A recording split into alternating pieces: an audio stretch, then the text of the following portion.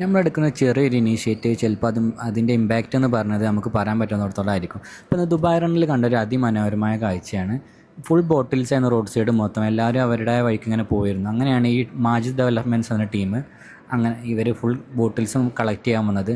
അങ്ങനെ ഇവർ കളക്ട് ചെയ്യാൻ കണ്ടിട്ട് ആദ്യം പിന്നെ വന്നത് നമ്മളെ ചെറിയ കുട്ടികളാണ്. ചെറിയ കുട്ടികൾ വന്നപ്പോൾ പിന്നെ കുറേ പേര് വന്നു.